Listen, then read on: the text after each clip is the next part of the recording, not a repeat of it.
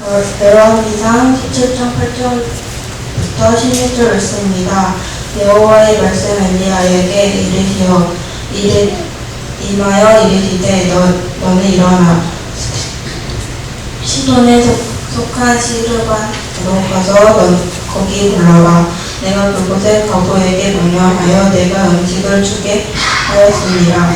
그가 일어나 사르반으로 가서 성문에 이르되 한 과부가 그곳에 나무가지를 줍는지라.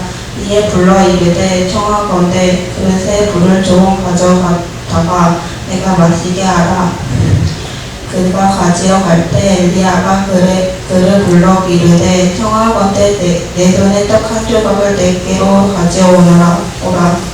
그가 이르되 당신의 하나님 여호와께서 살아계심을 두고 맹세하노니 나는 떡이 없고 다만 통이 가루에 한 움큼 병과 그 기름의 두짜뿐이라. 그가 나뭇가지 둘을 주었다가 나와 내 아들을 위하여 음식을 만들어 먹고 그 후에 죽으리라. 엘리야가 그에게 이르되 두려워하지 말라. 거기 내 말대로 하려니 먼저 그것으로 나에 위하여 작은 떡 한 개를 만들어 내게로 가져오노라. 오고 그 후에 너와 내 아들 위하여 만들라.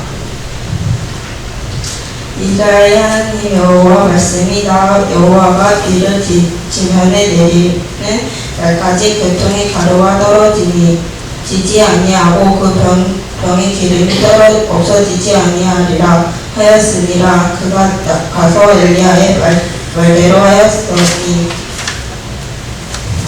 그와 엘리야와 그의 식구가 여러 날 먹었으나 여호와께서 엘리야 통하여 하신 말씀을 같이 통에 가루가 떨어지지 아니하고 병의 기름이 없어지지 아니하니라. 아멘.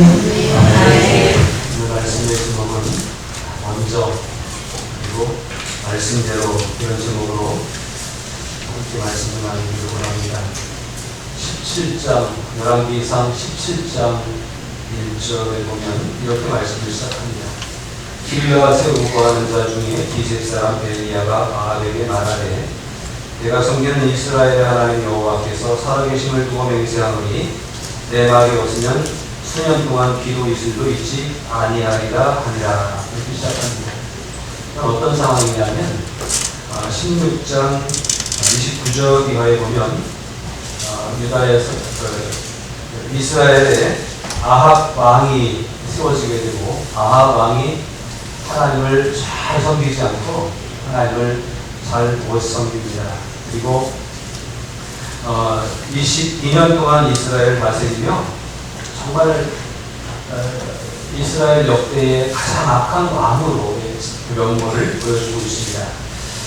그것은 그 아내를 이방 여인을 취해서 이세벨이라고 하는 시돈 사람 이세벨을 아내로 삼고 그가 섬기는 바알을 열심히 섬긴 데서부터 시작이 되었습니다. 그리고 그렇게 바알을 섬기고 또 바알을 예배하고 또 바알 신전을 만들고 바알을 위하여 제단을 쌓고 열심히 바알을 섬기는 일을 했고 또 원장을 했습니다. 뿐만 아니라 아세라상을 만들고 그 우상숭배를 권장하는 분위기가 되었습니다. 왕기와 더불어서 우상숭배를 권장하다 보니까 그 시대에 많은 사람들이 하나님에게서부터 멀어졌고 그리고 하나님을 잘 못 섬기는 그리고 하나님의 진노를 살 만한 그러한 상황이 되었던 시대적인 상황이었습니다. 그러니까 이 문제는 어디서부터 왔어요? 누구부터 문제죠? 물론 모든 백성이 하나님을 온전히 섬기지 못한 문제가 있지만 그러나 아합 왕이 잘못 정식을 폈고 또 아합 왕이 앞에서 설선수범하지 못했기 때문에 이런 문제가 발생했고 결국 하나님을 멀리 떠난 이스라엘이라고 하는 이 나라와 민족 전체가 위기에 처하게 되는 상황에 이르게 되었다고 하는 사실입니다. 그래서 하나님은 기셉 사람 엘리야를 선지자로 세워서 그를 아합 왕에게로 보냅니다. 갑자기 아합 왕에게 선지자가 와서 하는 말이 내가 선포하지 않으면, 내가 말하지 않으면 이 땅에 앞으로 계속 비가 오지 않을 것이다. 수년 동안 기도하고 이슬도 내리지 아니할 것이다. 원래 이 근동 지역, 중동 지역 이쪽은 비가 자주 안 올 때가 있습니다. 그런데 비가 안 와도 이슬이라도 내리니까 그나마 식물들이 생명을 연장할 수 있고 연명할 수 있는 그런 것입니다. 그래서 그 이슬의 은혜가 얼마나 큰지 몰라요. 그런데 비도 안 오고 이슬도 내리지 않을 것이라고 하는 어마어마한 심판의 메시지를 아합 왕에게 선포하게 됩니다. 그러니까 이게 쉬운 일이 아니죠. 이때 아합 왕이나 이세벨 왕비 입장에서는 어떻게 하겠어요? 엘리야가 갑자기 느닷없이 나타나서 나라를 위해 저주하니, 또 아합 왕과 이세벨을 신용하며 따르던 그 신하들이나 또 그 중에는 하나님을 섬긴다고 하면서도 거짓 선지자들이 많이 있겠죠? 왜 거짓 선지자예요? 그저 권력에 아부하면서 붙어서 거기서 홍보물을, 떡고물을 얻어먹으며 살고자 하는 사람들이 있어서 그들의 눈에는 엘리야가 눈에 가시였을 겁니다. 그런데 하나님은 그 아합 왕이 가서 이 심판을 선포한 후에 엘리야에게 피신하게 합니다. 어디로 피신합니까? 요단강가에 있는 그리시네가에 가서 얼마 동안 있으라. 내가 거기에서 너에게 먹을 것을 갖다 주겠다.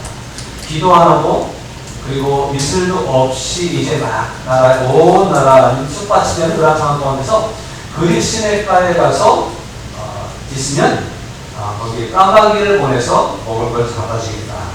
그리고 얼마나 지났는지 한참 동안 정말 까마귀가 떡과 고기를 물어다 주는 것을 먹고 생명을 연장할 수가 있었습니다. 그리고 얼마나 지나서 그리시네가가 마르게 되었습니다. 그러니까 하나님은 이제 이 엘리야에게 또 다시 다른 곳으로 이동하도록 하십니다. 오늘 우리가 8절부터의 말씀을 읽었지 않습니까? 8절과 9절에 보니까 이렇게 말씀하고 있죠. 여호와의 말씀이 엘리야에게 임하여 이르시되 너는 일어나 시돈에 속한 사르밧으로 가서 거기 머물라. 내가 그곳 아우드에게 명령하여 내게 음식을 주게 하였느니라고 말씀하고 있습니다. 하나님이 엘리야를 그리시네가로 보내셔서 거기서 생명을 연명하게 하셨을 뿐만 아니라 이제 또다시 옮기셔서 시돈 땅에 있는 사르밧에 가서 생명을 연명할 수 있도록 길을 열어주신다고 합니다. 시돈 땅은 이스라엘의 북방에 있는 이방 땅입니다. 그 아합 왕의 아내가 된 이세벨이 시돈 출신이에요. 여기 우상 숭배가 있고 하나님을 모르는 사람들이고 또 하나님과 좀 거리가 멀다고 생각되는 지역이지만 하나님은 그곳으로 엘리야를 이동시키시고 그곳에서 거기에 있는 가나안 아합을 통해서 엘리야에게 먹을 것을 제공해 주시겠다고 약속을 하셨습니다. 엘리야는 이 말씀을 듣고 떠나갑니다. 어떻게 떠나갈 수 있었을까요?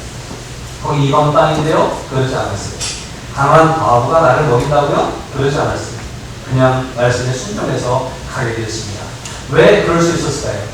엘리야는 그리시네가에 있으면서 까마귀가 갖다주는 떡과 고기를 먹은 경험이 있기 때문에 하나님이 말씀하시는 대로 하나님은 반드시 이루신다고 하는 것을 확신할 수가 있었습니다.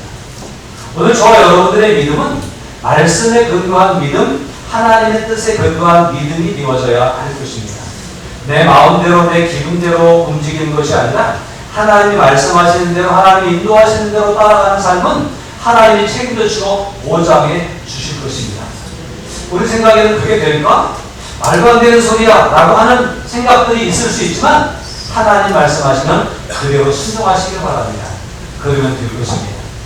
그리시네가에서 까마귀가 떡과 고기를 물어다 주는 것을 경험했을 때 참 놀라운 일이에요. 사실 까마귀는요 죽은 고기를 뜯어먹는 짐승이잖아요. 이게 까마귀가 자기가 안 먹고 엘리야에게 갖다 준다고 하는 것은 하나님의 기적이 아니고는 일어날 수 없는 일입니다. 그런데 그 기적을 엘리야는 그리시네가에서 수개월 동안 경험을 했습니다. 그러니 하나님은 말씀하시면 반드시 하시는구나. 이방 땅이라 할지라도 나를 넘기지 않으시겠구나. 가난한 과부를 통해서라도 나를 먹이시겠구나 라고 하는 생각을 하고 사르밧으로 이동할 수가 있게 되었습니다. 사르밧으로 떠났습니다. 그가 일어나 사르밧으로 와서 성문에 이를 때에 한 과부가 그곳에서 나뭇가지를 줍는지라. 정말 하나님 말씀하신 한 과부를 만났습니다. 그가 나뭇가지를 줍고 있습니다. 그래서 그에게 말합니다.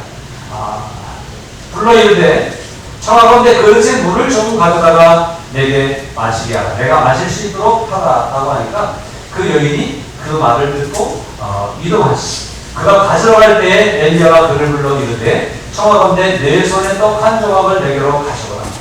물을 달라고 하는 손님에게 물 한 대접 대접하는 거, 이것은 그 지역에서 일반적인 관례였어요. 할 수 있는 일이었어요. 물론 여기까지는 떡도 줄 수 있는 상황이었죠. 그러니까 물을 주려고 했던 그 여인에게 뒤에다 대고 또 요청을 하는데 떡도 좀 갖다 달라 이렇게 얘기합니다. 하나 주니까 두 개 다 달라, 더 달라고 그러고. 그러니까 우리가 조심하잖아요. 한 번 주기 시작하면 계속 보니까 안 주려고 그러잖아요. 그것이 우리 사람들의 모습입니다. 그런데요, 이 가난한 과부가 이 엘리야에게 물을 주려고 했어요. 물은 줄 수 있으니까 가난하더라도 물을 주려고 했는데 떡도 달라고 하는 소리를 듣고 너무 꺼집니다. 그리고 이렇게 이야기합니다. 그가 이르되 당신이 하나님 여호와께서 살아계심을 두고 맹세하노니. 이 얘기는 이렇게 구걸하러 오는 사람들이 있거나 이런 사람들은 참 지갑이 없어서 현금이 없어서 이럴 때가 있어요. 근데 이 여인은 진짜였어요. 하나님 앞에 맹세하노니 거짓말이 아니라 나는 떡이 없습니다. 떡이 없다는 거예요. 다만 있는 것은 통에 가루 한 움큼과 병에 기름 조금 뿐입니다. 조금 있는데 이것을 나뭇가지 둘을 주워다가 나와 내 아들을 위하여 음식을 만들어 먹고 그 후에는 죽으려고 그럽니다. 이 얘기는 무슨 얘기예요? 가루 조금, 기름 조금 있는 건 마지막으로 떡을 만들어 먹고 그 다음에 먹을 게 없어서 죽게 생겼다, 이런 얘기를 하고 있잖아요. 왜 이런 얘기를 하고 있죠? 이런 자신에게 엘리야가 사정도 모르고 떡을 가져오라는 거예요. 내가 좀 먼저 먹어야 되겠다라고 얘기하는 거예요. 그럴 때에 마음이 다칩니다. 왜? 내가 가진 것이 넉넉하면 마음이 열리기가 쉬운데 가진 것이 넉넉하지 못하면 마음이 다칠 수 있어요. 그래서 이게 되겠다고 하는 얘기예요? 안 되겠다고 하는 얘기예요? 안 되겠다고 하는 얘기 아닐까요? 저는 그렇게 들립니다. 내가 지금 마지막 먹고 죽으려고 하는 것, 이거 가루 한 줌, 기름 한 방울 있는데 이걸 주기는 어렵다라고 하는 얘기일 것입니다. 이 정도 얘기하면 저 같으면 이렇게 얘기할 것 같아요. 그러세요? 제가 몰라겠습니다. 마지막으로 드시고 잘 죽으세요. 즉 마지막으로 먹고 죽겠다고 하니까 안녕히 돌아가세요. 이렇게 할 것 같아요. 그렇잖아요. 나도 딱하지, 나도 거지지만 엘리야 입장에서 빌어먹으러 온 거 아니에요. 나도 빌어먹을 사람이지만 저 사람도 보니까 마지막 딱 한 덩어리 아들하고 사랑하는 아들하고 남편도 없이 가난하게 살면서 마지막 떡 한 덩어리 먹고 죽으려고 하는데 그것까지 내가 뺏어먹을 순 없지. 그래서 저는 같은 양심에 걸려서 더 이상 얘기 못하고 다른 방법을 찾아볼 것 같아요. 그런데 엘리야는 어떻게 했죠? 엘리야가 그에게 이르되 두려워하지 말고 가서 내 말대로 하려니와 먼저 그것으로 나를 위하여 작은 떡 한 개를 만들어 내게로 가져오고 그 후에 너와 내 아들을 위하여 만들라. 이 얘기를 엘리야가 듣고 알아들었다고 한 얘기예요. 알았어요. 두려워하지 말고 가서 내 말대로 하라라고 얘기합니다. 이 여인이 왜 두려워하죠?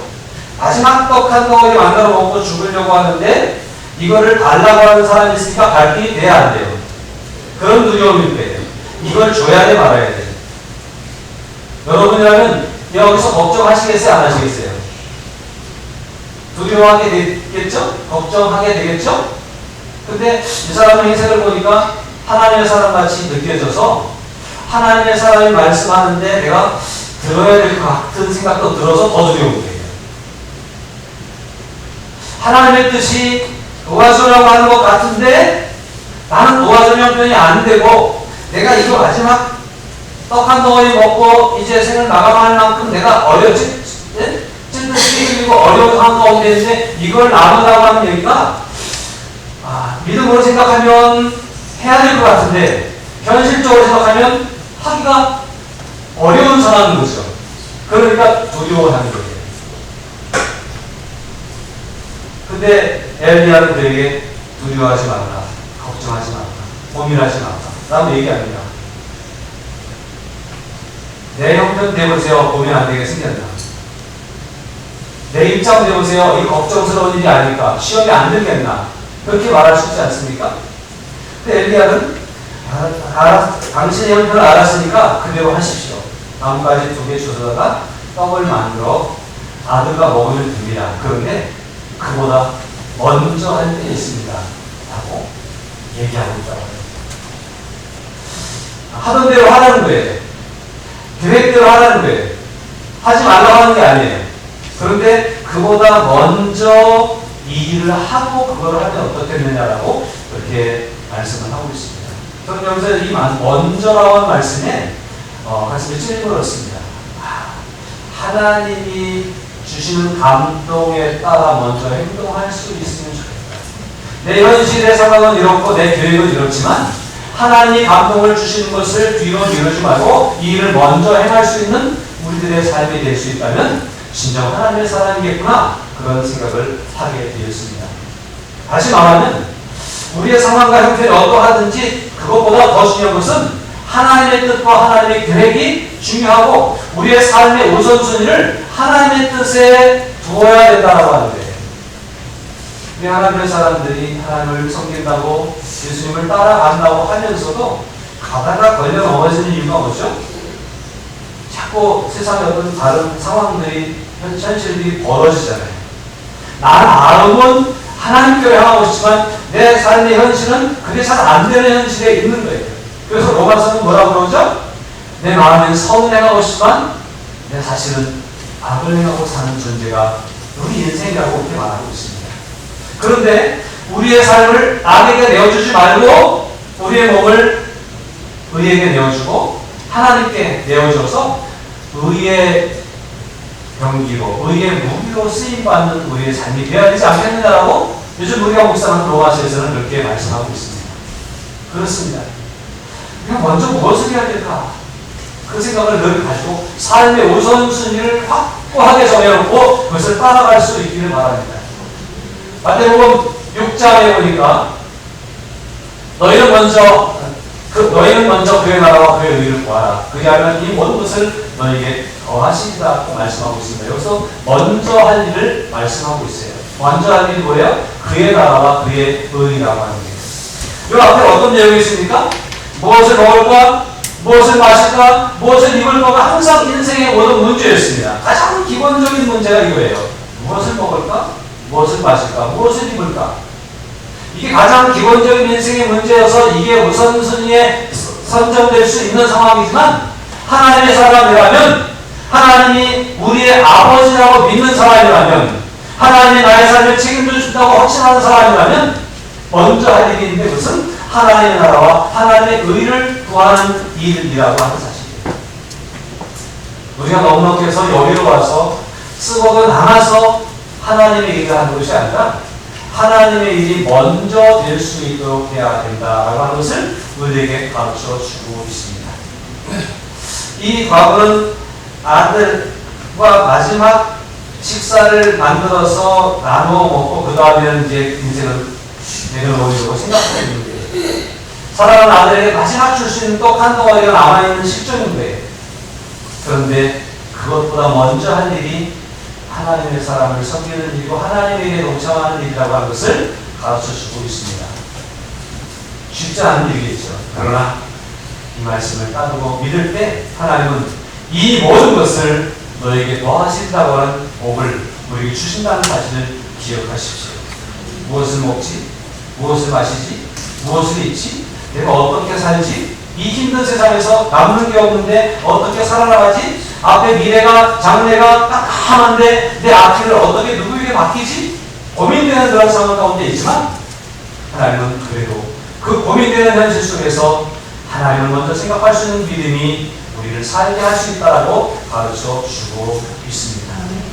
여러분 하나님이 먼저 되시기를 바랍니다. 내가 추진하고 있는 사업에 우선순위를 두지 말고 하나님을 찾고 하나님을 향해 기도하는 일을 우선순위에 둘 수 있기를 바랍니다. 내가 부지런히 돈 벌어서 자녀를 가르치고 자녀를 기르는 일에 삶의 우선순위를 두기보다 하나님을 섬기는 일을 더 먼저 생각할 수 있기를 바랍니다. 자녀에게 맛있는 음식을 제공하고 좋은 옷을 제공하는 것보다 더 먼저 생각할 것이 그가 하나님의 나라를 꿈꾸는 사람이 되도록 믿음을 심어주는 일이 우선순위에 들어가야 될 줄로 믿습니다. 먼저 할 일이 무엇인가를 분명히 책정하십시오. 그리고 그것을 따라가십시오. 하나님은 그 사람에게 모든 것을 책임져 주신다고, 이 모든 것이라고 기록된 이것은 뭐예요? 무엇을 먹을까? 무엇을 마실까? 무엇을 입을까? 우리가 인생의 삶에서 필요하다고 생각하는 것, 우리가 고민하는 고민거리들, 그것을 내려놓고 하나님의 나라와 하나님의 의를 꿈꾸고 그것을 위해서 헌신하고 나아갈 때에 우리가 먹고 사는 문제는 하나님이 책임져 주시고 보장해 주신다라고 하는 사실이에요. 이런 말씀을 들을 때마다 제 마음 가운데 갈등이 되는 것은 마치 우리의 신앙이 하나님에게 가치를 투자한 것 이상의 것을 얻으려고 하는 마음으로 생각되면 안 되는데 그런 생각을 합니다. 물론 우리의 신앙은 미지의 세계를 향해 나아가는 우리의 삶을 하나님께 내어 맡길 때 하나님이 보장해 주신다고 하는 투자 가치로 따지면 충분히 가치가 있는 그런 이름입니다. 그런데 이것을 투자로 생각할 때에 큰 문제를 가져올 수 있습니다. 11조가 투자입니까? 하나님을 향한 헌금이, 헌신이 투자입니까? 내가 이렇게 하면 잘 될 거야. 내가 이렇게 하면 복 받을 거야. 내가 이렇게 하면 자녀들이 잘 될 거야. 자녀들이 잘 되기 위해서 내가 오늘 하는 겁니까? 내가 나중에 복 받고 부자 되기 위해서 오늘 헌금하는 겁니까? 그러면 안 되잖아요. 이건 우리가 명심해야 될 것이고 마음에 잘 새겨야 될 것이에요. 그런데 성경은 하나님의 나라와 하나님의 의를 먼저 구하면 뒷일은 하나님이 책임져 주신다고 말씀하시기 때문에 이걸 부정할 수는 없지만 우리의 삶을 마치 이런 우리의 신앙을 투기의 목적으로 우리의 신앙의 방향을 잡아서는 절대 안 된다고 하는 말씀을 다시 말씀을 드리면 주의를 드리겠습니다. 그러나 분명한 것은 하나님이 먼저시다. 믿음이 먼저다. 하나님의 나라가 먼저다. 라고 하는 것은 우리가 잊어서는 안 될 중요한 핵심인 줄로 믿습니다. 하나님의 나라를 먼저 생각할 수 있는 저와 여러분들이 될 수 있기를 바랍니다. 이 엘리야의 말을 듣고 고민하던 이 여인이 이 엘리야의 이 말을 다시 듣는 거예요. 엘리야는 여인에게 사도가 바울에게 이렇게 말합니다. 이스라엘의 하나님 여호와의 말씀이 나 여호와가 비를 지면 내리는 날까지 그 통에 가루가 떨어지지 않냐고 그 병의 기름이 없어지지 아니하리라 하셨느니라. 하나님이 뭐라고 했어요? 그 가루를 통해서 너를 먹여 살려주겠다라고 말씀하셨잖아요. 그 이후에도 또 이런 말씀도 하셨다고 해요. 그 가난한 바보에게 가루통에 가루가 떨어지지 않냐고 기름병에 기름이 마르지 아니하도록 내가 부어줄 테니까 그 과부에게 얹어 살면 된다. 그렇게 말씀하셔서 왔던 거예요. 그러니까 그 말씀을 하나님께 들었던 말씀을 엘리야는 여인에게 그대로 얘기할 수 있습니다. 아까 뭐라 그랬어요? 저 같으면 제가 사람을 잘못 봤습니다. 죄송합니다. 그리고 다른 길을 찾았을 때 엘리야는 계속 그 여인을 두드리고 있어요. 왜요? 하나님의 말씀을 들은 것이 분명하기 때문에 그렇다는 얘기예요. 하나님이 엘리야에게 분명히 그리시네가에서의 기적을 경험하게 하실 뿐만 아니라 미리 보내시면서도 말씀을 확실하게 귀에 넣어주시고 마음에 넣어주셔서 하나님 말씀대로 순종하는 모습이에요. 참 정도 없다. 어쩌면 그 가난한 과부 것을 물고 먹으려고 그렇게 생각할 수도 있어요. 그러나 엘리야는 그런 마음이 아니라 하나님이 그에게 주신 말씀이 명확했기 때문에 말씀대로 그대로 전달했어요. 이 말씀을 들은 이 여인은 이 엘리사에게 떡한 덩어리를 주든지 안 주든지는 자기가 선택할 수 있어요. 그런데 어떻게 했을까요? 15절에 누가 가서 엘리야의 말대로 하였더니 어떻게 했다는 거예요? 나뭇가지를 주었어요. 가서 반죽을 해서 떡을 만들어서 떡을 구웠어요. 그리고 자기들이 먹기 전에 엘리야에게 먼저 갖다 주었어요. 그리고 자기들도 먹었겠죠. 한 덩어리만 쪼개서 엘리야에게 주고 자기도 쪼개 먹었겠죠. 그런데요, 그와 엘리야와 그의 식구가 여러 날 먹었으나, 이런 말씀이 기록되고 있습니다. 이 가난한 과부가 마지막 떡 한 덩어리 먹고 이제 더 이상 먹을 게 없어서. 왜요? 비가 내리지 않으니까 가뭄이니까. 그래도 비가 내리고 풍년이 들면 얻어먹을 거라도 주워먹을 거라도 있거든요. 그런데 비가 내리지 않는 상황 가운데서 너무너무 가난한 상황 가운데 있었지만 말씀대로 순종했다. 엘리야가 하는 말이 하나님 말씀인 줄 알아서 순종했더니 여러 날 먹게 됐습니다. 그런데 어떻게 됐습니까? 여호와께서 엘리야를 통해 말씀하신 홈의 바다가 떨어지지 않냐고 병의 기름이 없어지지 아니하니라. 정말 엘리야가 말했던 대로 14절에서 말씀했던 대로 그대로 이루어졌어요. 저는 14절에서 여호와께서 내게 말씀하셨다라고 하는 그 말씀을 붙잡고 그대로 행동했던, 그리고 선언했던 엘리야의 그 믿음은 말씀대로 순종하는 믿음, 그리고 엘리야가 하나님 말씀을 전할 때에 그 말씀, 엘리야의 말을 듣고 이 말씀이 하나님 말씀인 줄 알고 그 말씀을 하나님의 음성으로 듣고 그 말씀 앞에 순종했던 여인의 믿음. 네, 하나님은 말씀하신 대로 이루어주셨다고 하는 사실.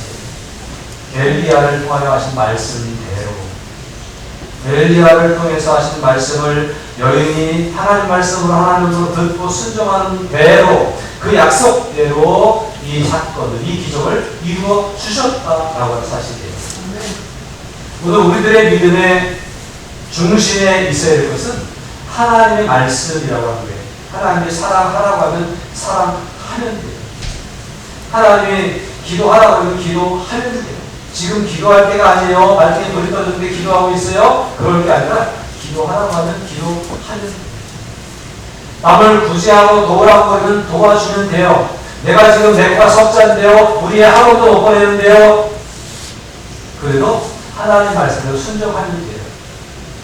그러면 그 뒤에 일은 하나님이 책임져 주실 줄로 믿습니다.